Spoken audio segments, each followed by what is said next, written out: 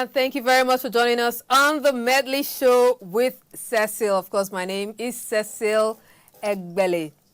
Food, clothing, and shelter are said to be the basic needs of man. Yes, I know food, we are struggling, we're getting around. Clothing, somehow we manage to put clothes on our bodies. And now our focus today will be shelter. I've often wondered, I live in Abuja, well, even like in Lagos that I know. In Abuja here, you drive around, you see very many beautiful houses, but they're unoccupied. Then you don't go down to the outskirts and you get many people not having shelter over their heads, building shanties. Some people say they try to rent places, but the rents are so exorbitant, so they have to either, see like 5 people squat in a room because of this. Anyhow, shelter is going to be our focus today. And of course, we hear of the deficit. We hear that there's a deficit of this million houses. These people don't have shelters. We are going to break all that down on the program today. If you just stay with us till the top of the hour. My name is Cecil Egbele. Well, you can be part of this conversation by telling us your housing challenge you have in wherever part of the country. Are there anything you want to explain? Like in the course of the program today, we'll try to understand stuff like Land Use Act. I hear that, yeah, I have an idea what it is.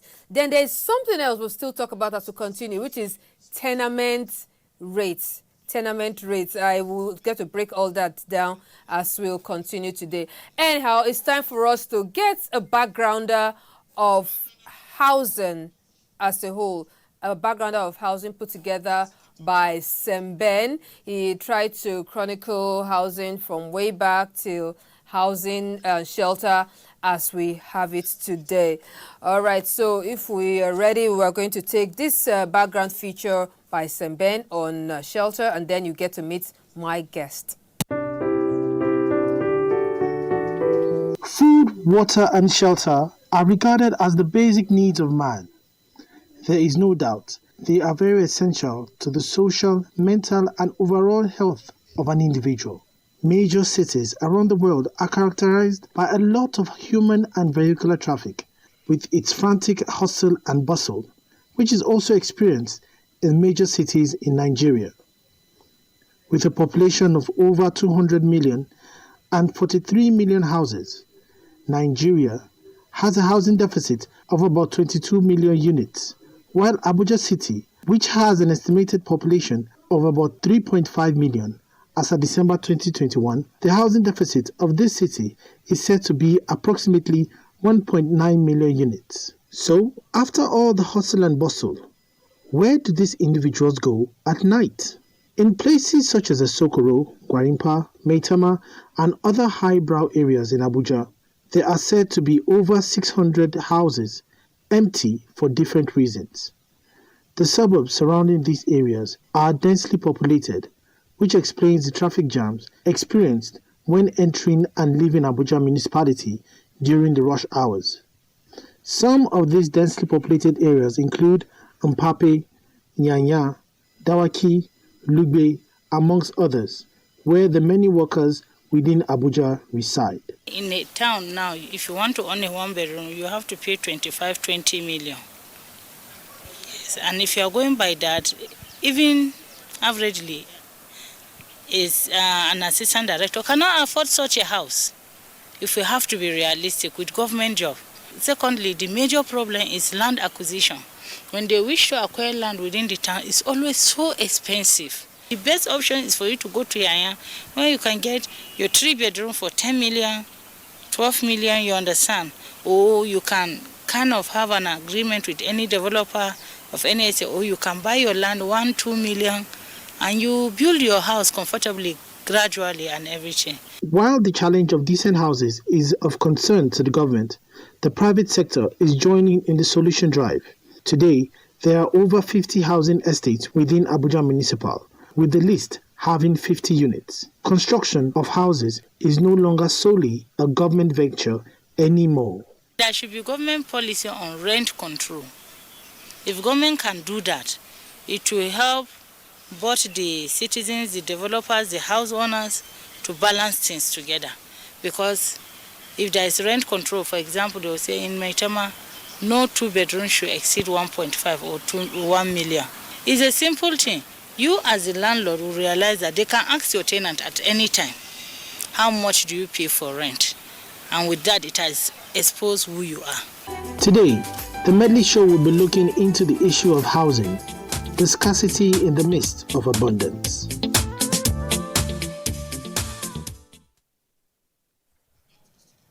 Okay, thank you very much for that feature, Semben. All right, it's time for us to meet our guest on the program today. He is the second vice president of the Nigerian Institution of Estate Surveyors and Valuers. He is Estate Surveyor Victor Adekunle Alonge. All right, yeah, thank you very much for coming around. Thank you, Cecil. Yes, you are also of the Nelson Troop. Nelson Alonge. Nelson Troop Alonge. That's You have so many feathers too. You're already feathered cap. That's my practice. That's where I earn my daily living. Oh, that's what puts food on your table. On my That's table, what exactly. makes you smile to the bank. Absolutely. All right. First of all, maybe, I believe people like you have so many houses. So if we say we have housing challenge, you may not agree. Is it as bad as people say? Or, well, because maybe from your point of view, it's not really bad. Well, thanks very much. I think the housing problem is serious in this country. It's serious. Okay. I think we underplay it. I think the government has not been sufficiently serious about it, and it gets worse, by the day. So it is a very serious issue, and I think we need to address it as a country. Okay. Well, Estate Surveyor Victor Alonge has told us that that is actually a serious problem. So we're on the same page in that. Now, let's understand something.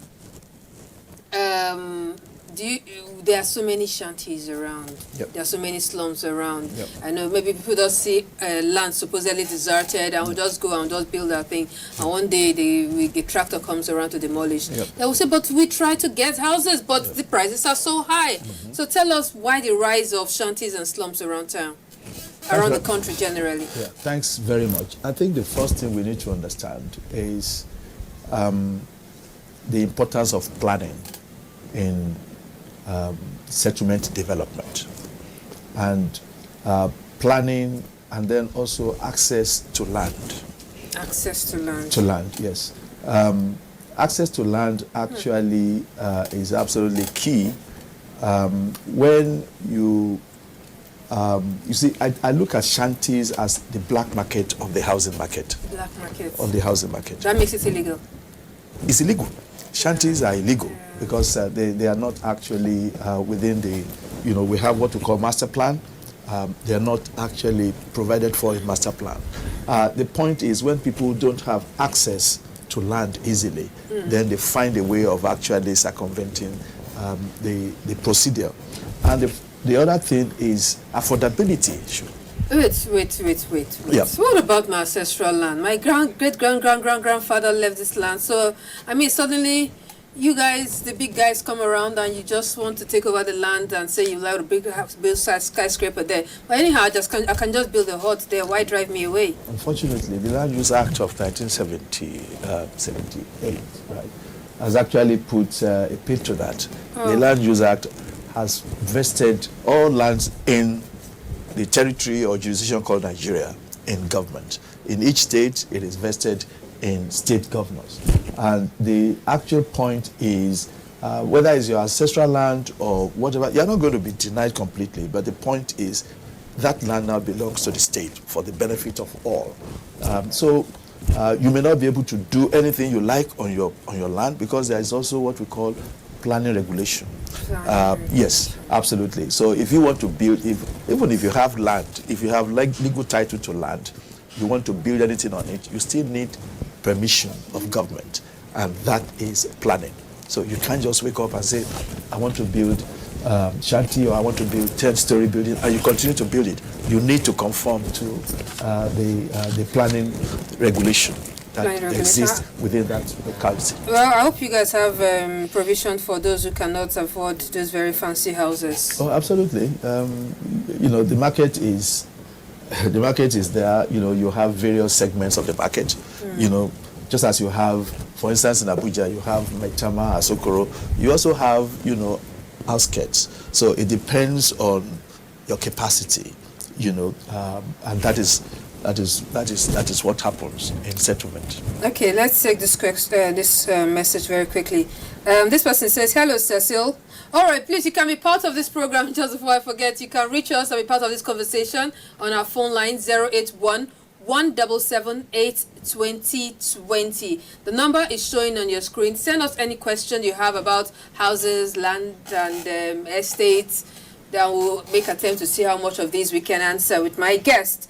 Hello, Cecil. I'm Tochi Praise from Nsukka, Enugu State. Concerning the issue of housing and shelter here in Nsukka, I think the government should enact a bill on how landlords should mind the payment of rent so that it can fit to both the middle class and the lower class individual. Do you think the government can regulate the payment of rent? There is a bill in the National Assembly now, as you know. Yes, by Smart Adeyemi.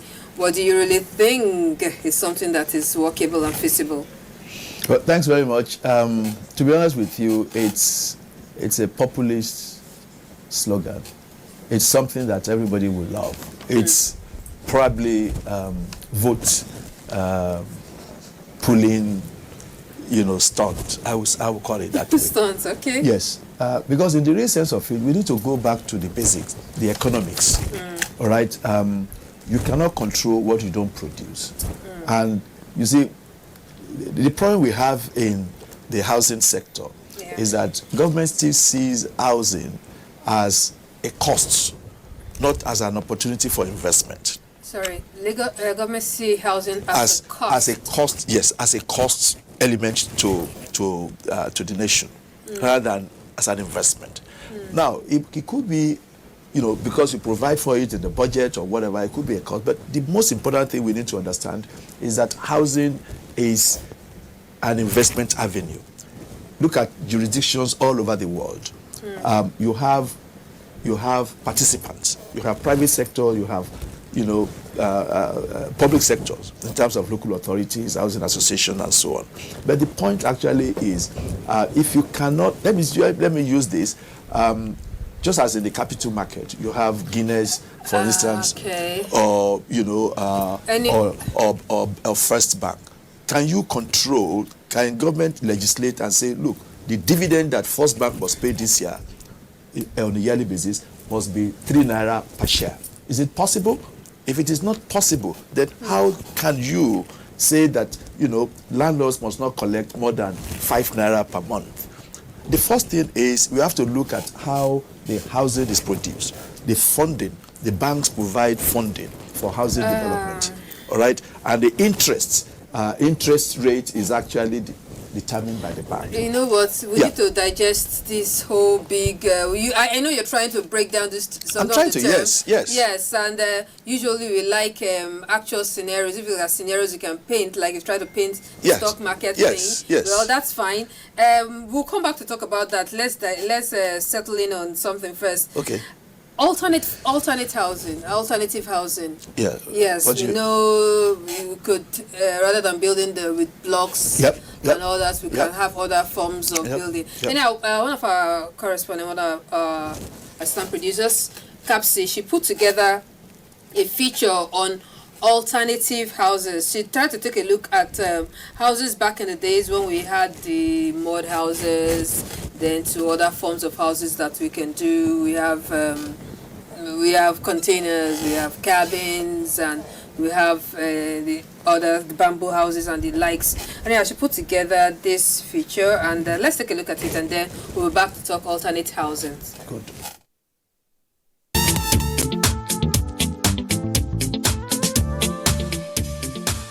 For centuries, people have adopted various ways of putting roofs over their heads, like living in caves, creating tents, and other different ways. But today, a mixture of cement, gravel, sand, and water forming building blocks and placed side by side, reinforced with cement mix to reach a lintel level, is a common construction practice adopted by many in building their homes.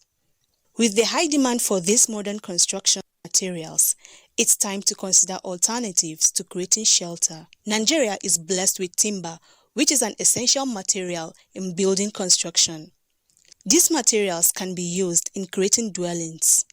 Homes made of wood create warmth, and it is an accessible material to work with.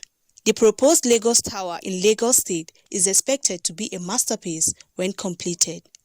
Architects say it will be the first residential wooden skyscraper in Africa.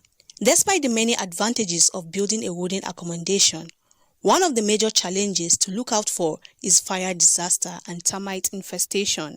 People from rural communities typically use a mixture of materials such as mud bricks and bamboo straws for their buildings.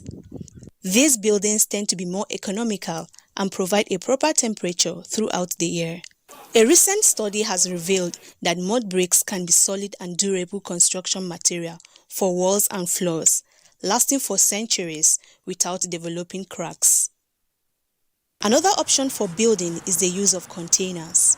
The primary purpose of these containers are for the importation of goods. From there, they are either discarded or put to better use like shelter. They are cut into desired shapes, padded to avoid heat and noises from outside, and an anti-rust material is applied to make it stand the test of time. Among the nomadic Fulanis are the bamboo straw homes. These are easy to assemble and dismantle. They are not as durable as previously mentioned shelters because they serve their purpose for a limited time only. If you are thinking of building something unique on that piece of land, consider any of these alternatives.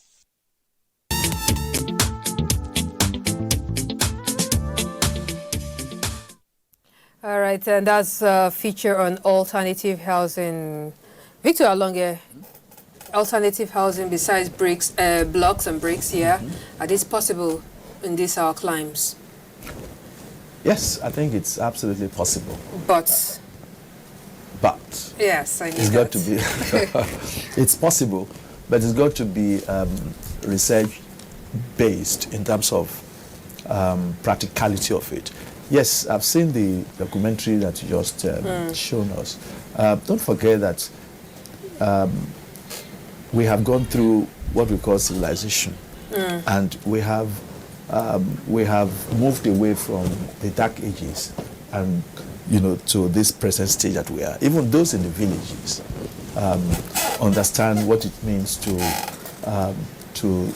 be civilized. So the standard of, the condition of the houses that we have actually improved. But what is critical is we have an institution called Nigerian Building and Road Research Institute, NIBRI. Fantastic establishment in terms of establishment. Though many don't know about it. Continue. Yes, but this is one of the major things that institute is supposed to do, looking into our local situation and coming up with how we can use our indigenous materials to produce not just roads, even not just building our roads, but also houses, so that it could be affordable, because the housing crisis that we have, it's mainly affordability issue. What are the figures? We have between 17 to 22 million, housing deficit. Okay. But the point actually is that is rising. We are told that, that deficit continues to rise on an average of 900,000 units every year. Every year. Every okay. year. That's bad. I heard that figure. When my colleague said 22 million, I told him, come on, it can't be 22 million. It's even probably more than that. It's sad. Let's take some messages very quickly. Okay. Good afternoon. I'm enjoying the program. Please, I want to know if there is an estate land in Abuja to get a land for less than 2 million. I don't know if you can answer that, but let's take a few more of these questions. Okay, someone feels that the government is not caring for the poor. Well, we can talk about opportunities for the haves and maybe the haves not, the middle income and the others. All right, let's take one more, then we'll react to these questions.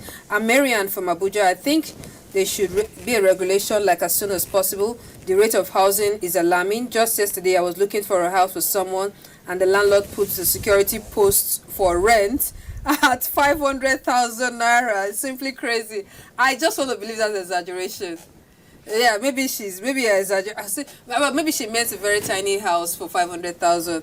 I don't know. It depends on what part of the FCT too. Yep. Yeah, so there are some areas you go to and you get rent for a little cheaper. Someone is asking, is it possible to get a less than 2 million naira plot in the FCT? He says she's in an estate land.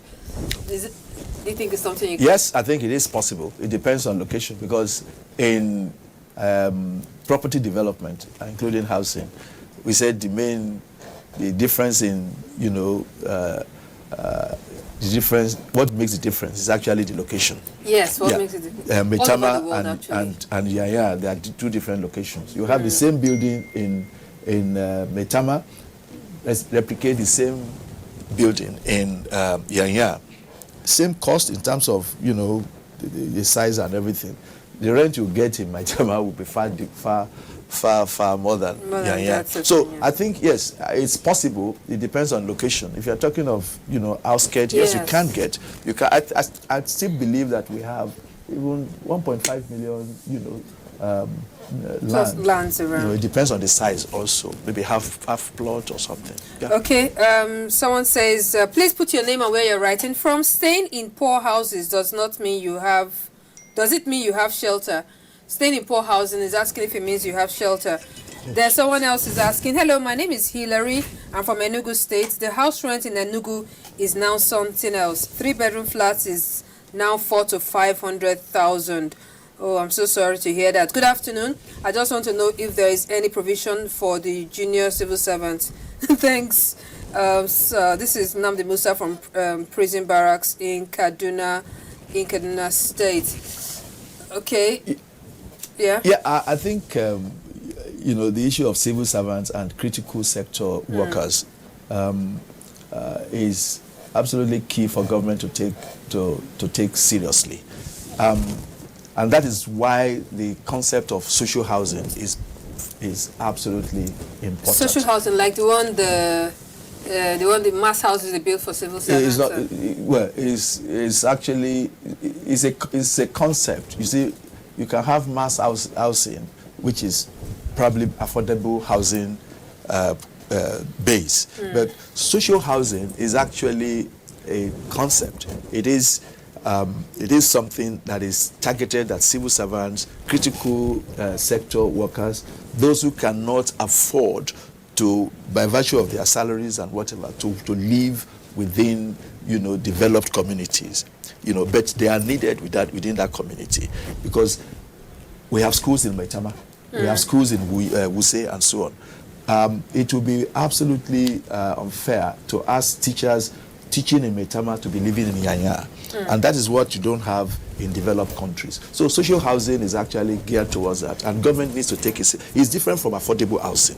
Affordable housing is for everybody, making the less able economically to be able to afford. But this is different. This is targeted at civil servants and critical sector workers. So that is where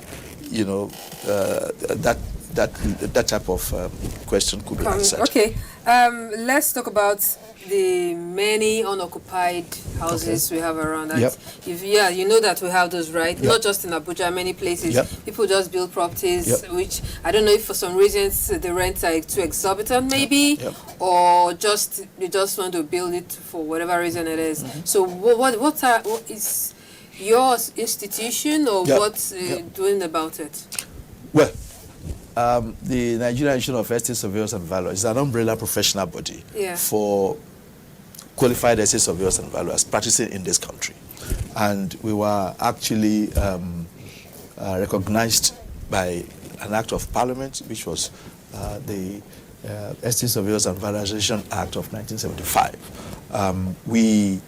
Our own role is actually, to come together and be sort of provide advice to government, and also we have public interest as one of the things that, as our objectives. Okay. Public interest. Public interest. Yes. I'll let you hold your thoughts there. Let's go on and take a look. Earlier we talked about some alternative houses here. And it's time for us to take a look at some cabins and containers. I went around I live in Abuja, along the Kubwa Expressway. I saw a couple of containers and cabins built as houses. So I went there to try to find out how this really works, and this is my finding.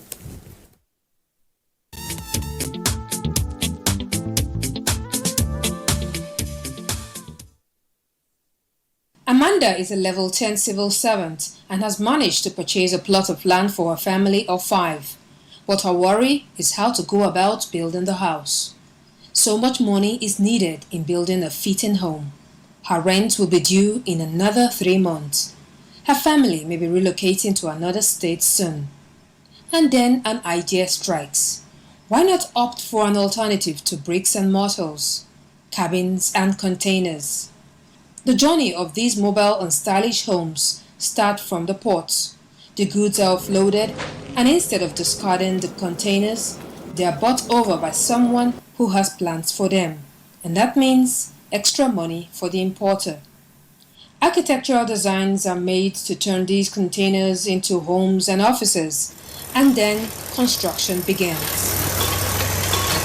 Destiny Atibi of Prefab World takes me through the process of converting an ordinary and sometimes rusty container or cabin into a comfortable housing.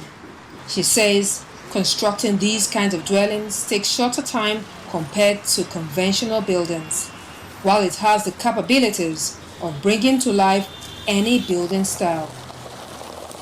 The cabin or container is measured to size. Steel frames set in place with bolts, doors, windows and other openings are chiseled and installed. Because the container is metal and emits heat, it is insulated. This is one of the most important aspects of building a container home. We have polystyrenes we use for insulations. That's for the container ones, the normal ISO shipping containers. We insulate them in such a way that it will reduce the temperature of the heat. Unlike the porter cabin, they are already factory insulated. We import them and everything has been done on them. But for the container ones, we manually modify them. We insulate them to suit purposes and make them comfortable. So to serve as same temperature with the normal block and mortar buildings. Inside the wall, we have the water roof for the isolation. Later, I put the panel for internal. You understand? Antonio Sanino has been working for a construction firm in Abuja for over a decade. He operates from this multiple container office complex. The architectural design here creates a 2-story building with a generous amount of spacing. He says this ground floor is achieved with 4 containers amounting to 120 square meters. The space is complete with a washroom.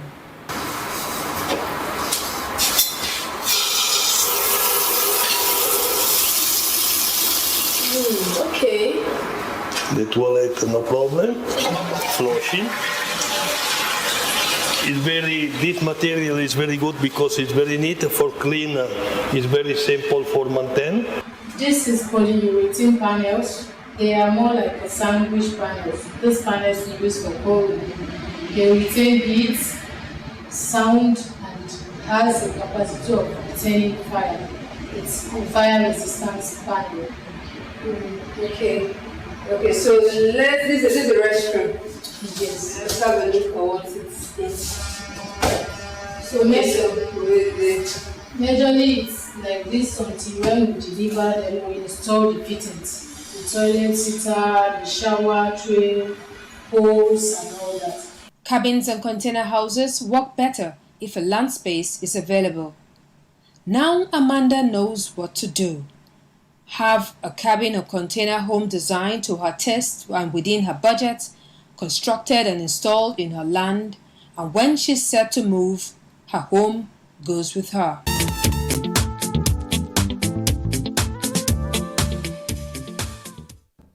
Okay, thank you. That's port cabins and containers. You know, when you offload your goods from the ports, I mean, what do you do with your empty containers? You can try to think about putting it into better use, like shelter.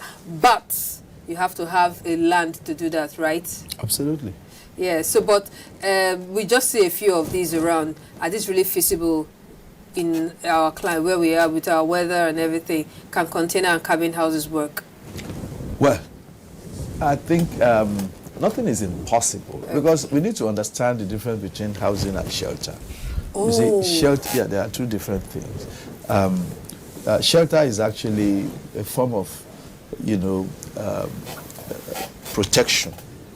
You know, for instance, somebody, instead of sleeping on the street, you have a place to protect you against the vagaries of weather and so on. You may not have all the basic, basic, that you have in a roof over your head, kind of. A roof over your head, protection against the vagaries of weather and so on and so forth. So, in actual sense, containers and what have you can actually be developed to provide shelter. But you see, in terms of making use of it, it will have to go through technical evaluation. Is it more expensive? Well, like let's look at I want to build a 2-bedroom with my containers. Yeah. Or I want to build. Well, I can't really understand how you will completely build a 2-bedroom using container alone. You see, you can have a mixture, and again, that would depend on research, because I've not seen it, done. And the point actually is that you can't just buy a container, put it on the land, and say you are converted. You have to go through planning. And, I don't know how you can scale through planning regulation and allow you to. Because when you have a shelter, you have a home, you need to be connected to public utilities, public services, and so on and so forth. So those are where, you would actually have to look into. So I'm not really, I haven't seen it done, but nothing is impossible. Nothing is impossible, yes, I believe but you. It's got to be based on research. Yes, okay. All right, let's take a few more messages. Good afternoon. I'm Ibrahim. Getting a house in Port Harcourt is very expensive. Why is that? I think, let's look at the very expensive cities. Rent, if we can have an idea of rentage in these cities, like we're looking at Lagos, Abuja, Port Harcourt, and maybe Kaduna, for instance. What's an average? Give us paint a picture for us, if you can, of maybe purchasing or building or rentage of houses, like a 3-bedroom, for instance. Where? Let's take hybrid areas of Abuja with the Asokoros and the Maitamas in relation to the Ikoyi and the Victoria Island of Lagos, and I think in Port Harcourt is the GRA. In Kano, in Kaduna, I think also there's a GRA also. You see, you see, there is nothing like spot prices for property in a town.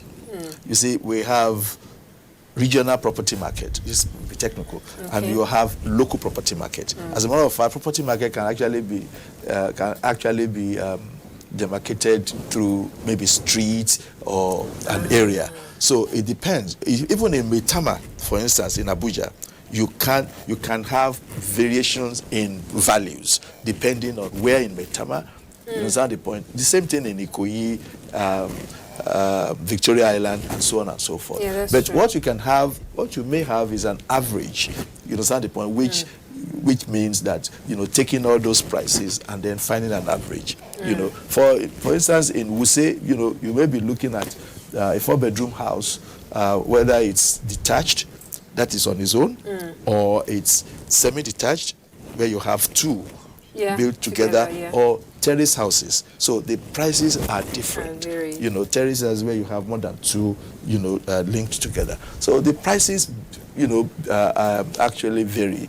Maybe a detached house in Wuse, you may be looking at maybe about 400 million naira. 400 million in yes, detached house. A detached house, averagely, you can have a lower part or even higher than that. Okay, so in that area, in the area in Maitama you just talked about. That's Wuse. Wuse, yeah.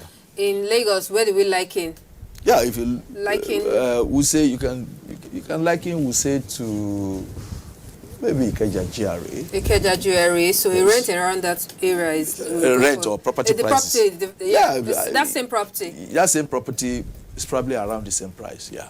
Oh, okay. Yeah. But it's not going to be the same in Port Harcourt and Kaduna. Maybe a bit more in GRA now because of infrastructure So development. Lagos is more expensive than Abuja. I've had that argument to someone. I thought Abuja was more expensive. I think they are both expensive, and it also depends on. You see, when you are talking of Maitama, we have Banana Island in Lagos. Yes, so that's how that's what I'm trying to look at. I'm trying to liken. So it depends. You have to compare like with Yes, like, so as not to. But both of them are expensive. Okay.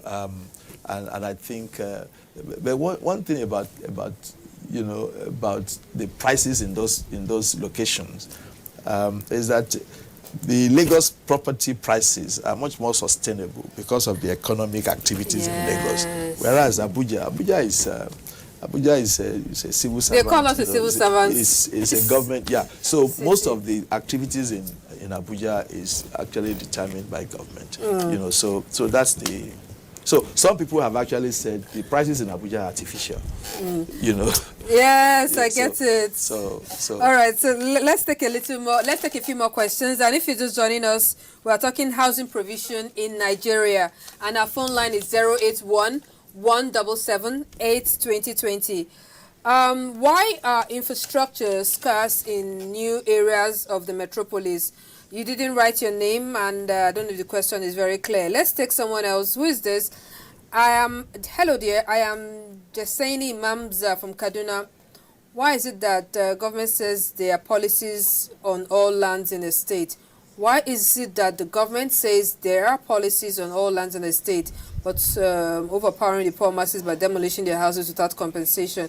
Is there a policy that allows government to demolish the public property without compensation? No, and I don't think that is correct. I mentioned the Land Use Act, which domicile all lands in each jurisdiction, each state jurisdiction in the government, and they are also empowered to compulsorily acquire land. But they acquire land and pay compensation. Okay. You understand the point? So, because initially I've heard people argue that government take away land and they don't compensate. So a colleague and we did a research and we found out that actually compensation is usually made, but maybe some persons have a way they get around these things, or sometimes they take it and they still want to claim the land they've been compensated for. I think one of what we hear, what we see is people complaining about the adequacy of the compensation paid, because and some of those arguments are reasonable, but everything has to be based on the law. What the law says is that, for instance, if government acquires a land, they don't pay for the cost, the value of that land. They only pay if you have paid ground rent on that land. They will refund your ground rent the last 1 year. And then if you have improvements, wow, there's a whole lot to it. Yes. So people don't understand. For instance, somebody could buy land for 50 million naira. Yes. And before starting construction, it is compulsory acquired. And government comes and says, yes, we are acquiring it. We're not going to pay the person 50 million naira to buy. So people misunderstand that to mean that they acquire my property without compensating. That's heartbreaking, trust me. All right, very soon we'll go on a break, but just before that break, let me take a few more of your messages. House rent in Asaba Delta State is very expensive. My name is Mary from Asaba Delta State. House matter no be here. You know what?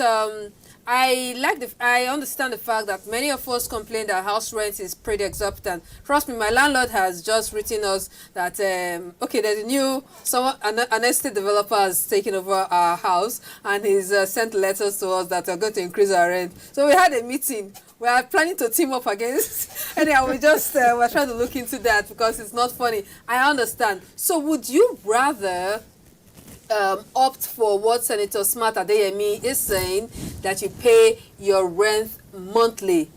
Would you prefer that? Please do send us a message if you prefer that you have your your rent paid monthly rather than annually. I'll expect to hear from you. Government should do something about the cost of building material in Nigeria. This is coming from Samaila Mohammed from Kano. Okay, who is this now? Good afternoon, presenter. I'm Shoaib Godwin from Rivers State.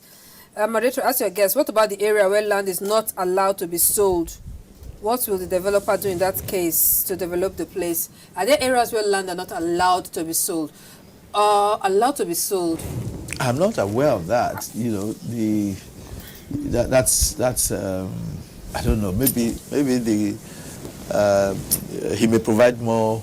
Yeah, please do provide clarity to your question. Yeah, as soon as you can before the program runs to an end. Thank you for the answer so far. What can the government do about regulating rent in the FCT, especially with this economy? All right, he's asking a question. He's asking how he can get to 600 square meters. Okay, I don't know. Well, like you said, it depends on the area. Depends on the area. And now we went out on the street and we sought to know from you if you rather want to pay your house rent monthly or you want to stick with annually, which many of you are saying is too much. All right, let's find out.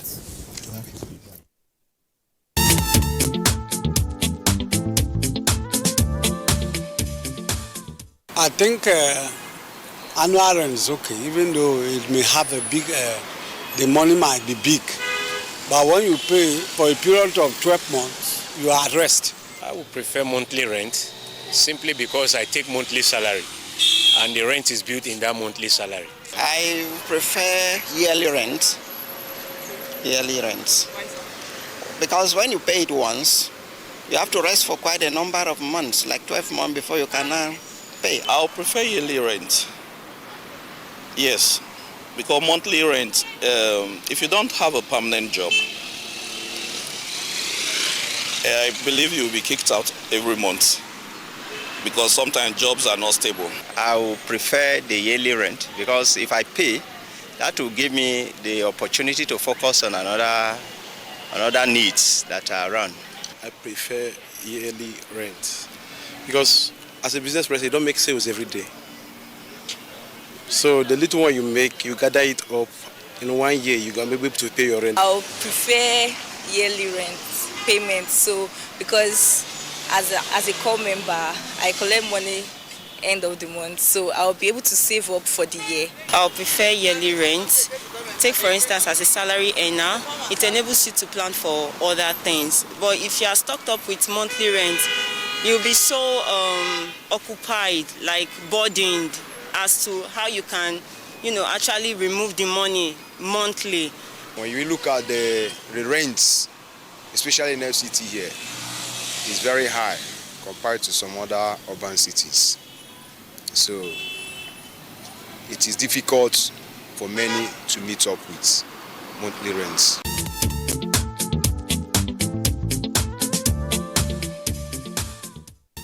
I can only imagine, yes. Many of us are complaining the rent is so high, so much to pay. And now we were saying, okay, you have the option of paying your rent monthly and you say no. Practically everybody on that Vox Populi have actually said they would rather pay their rent monthly. What do you think? Do you think monthly can work? It's a very good idea. Like I said, sense it, but continue. Like I said, nothing is impossible. Mm-hmm. I'm sure if you ask 100 people on the road, you want to pay monthly or yearly, about 99% will say they want to pay monthly. Many of them said annually. Well, maybe they are not tenants. Now, the point actually is. We need to be practical. We need to be practical in the sense that there are so many things that lead up to how you pay your rent. You don't want to, like I said, housing development is an investment, class on its own. It's an area where people choose rather than put money in the bank. You invest in housing so that you can rent out to people. By the time you start,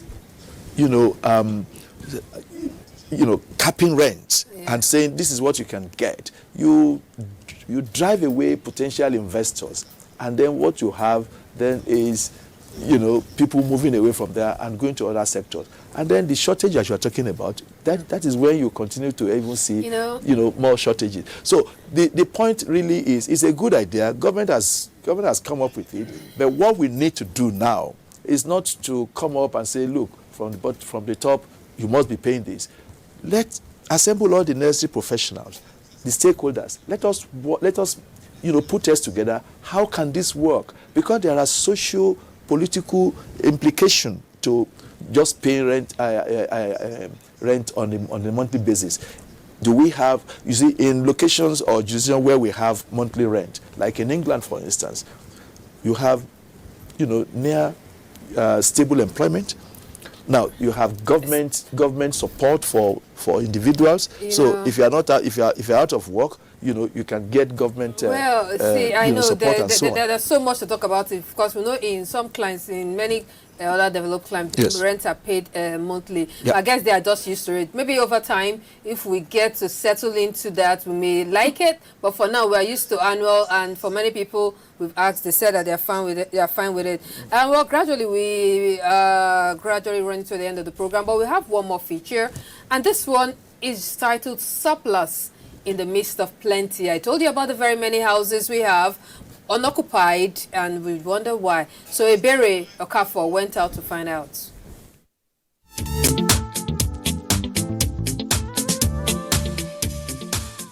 Nigeria is one of the most populous countries in Africa.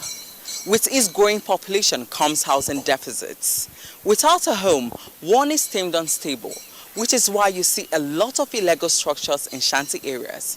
And that brings me to ask, what are you doing in your little way to salvage the situation? I am Ebere Okafor. Let's take a look at the surplus housing in the midst of scarcity. Housing in Nigeria remains a challenge despite being one of the most important parts of humanity. Housing deficits have increased over the years due to population growth, which results to severe poor living condition, overpopulation in rural areas, and high cost of living and rents in cities. Housing market in Nigeria is a very interesting market, a critical sector in our economy. In fact, a major driver in Nigerian economy. Even with the surge of the coronavirus that we witnessed recently, housing and real estate is one of the sectors that has been able to shoulder the effects of the pandemic coronavirus. And today people still feel confident in investing in real estate because it is just one sector that holds a very high return and gives investors confidence in their investments. It has minimal fear. Housing deficits, when disregarded, can result to inflation of house rent, high rate of crime and homelessness, and rapid spread of diseases and infections. Present housing challenges did not just start in a year or 2 or even 10. It's been a long period of neglect, high cost of land and materials, as well as indiscriminate increase in rentage. In housing sector, as regards maybe how rents, as regards dwelling in shanties and maybe rural areas, or as we may call it slums, not even rural areas now, is directly connected. Yeah, I'm sorry, that's the much we can take on that report so that we can take as many of your messages as possible. And who is this? Please do write your name or where you're writing from. It says, in places like Banana Island, Lekki, I prefer rent is paid yearly, for it gives one time to focus on other things. Yes, I know many of you would say that yearly. All right, who is this now? Thank you for your reply so far. I also prefer yearly rent because I won't be able to save to pay for. So I'll be able to save to pay for another year. You see, part of the reasons we people are given. Why does Federal Housing Authority not build houses for civil servants to rent? This is Enoch Keller from Otukpo in Benue State. Do they build the houses Federal hasn't built for sale to be purchased outright, not for rent, right? Oh yeah, they do build to rent. And they do build to rent. To rent and also for sale. Okay. You know. All right. Good afternoon, presenter. My name is Victor. I'm watching you live from Bayelsa State. Can I get a 1-bedroom flat for 1 million in a city? In the city, I love your program so much. You're looking beautiful. Thank you. In which city, by the way? That's what we say. Depends on in Bayelsa State, I think 1 million can get a pretty good. In Yanagwa. Oh, okay. When you said that, it's actually like I doubt it. Are you serious? Of course. Okay, so Yanagwa, like Port Harcourt, it's a pretty expensive city too. Of course, it's because expensive. It's yes. expatriate. Yes, and that's you can't. I think I don't know where you can get 1 million naira, flat in a city. Again, it's location, and then it depends on what you are buying. Okay, please do something about high cost of building materials like cement. Cement was 1,500 naira years back. Now it's 5,000 naira. Or 4G Duke from Imo State. But I don't think there's anything you can do about the prices of cement. I think there is something we can do. Oh. We used to have what we call the National Housing Policy. The National Housing Policy actually sets out, a policy towards about the value chain within the housing sector, right from manufacturing, right to production, to finance. We used to have, I think the last one we had was the 1991 National Housing Policy. But what has become of it? There has not been any review about it, and there has not been, real this thing by government to actually make it work. So that is where we can actually address some of these issues. Because if you are saying, bring the prices of cement down, Dangote, for instance, is in business. He has a plant. He has employed people.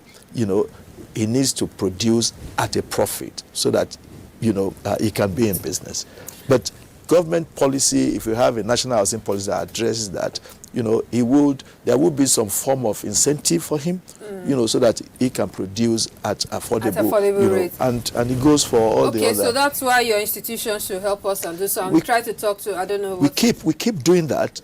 My institution has been at the forefront of actually, advising government, coming up with critical positions, on issues of this nature. Okay. But the point is that is the best we can do. We cannot implement. The Medley show and the millions of eyeballs watching us are still appealing to you to please do more. Let's take a few more messages. Please, is it proper for a landlord to quit someone from the house when you still have 6 months or more to go with your rent? So I don't know. Can you just take that very quickly? No, that's actually wrong. Wrong, good. So that's a straight I'll just advise that the person, sees a lawyer to clear that. But it is wrong. It is illegal. Okay, who is this? Please, I'm so happy for this program.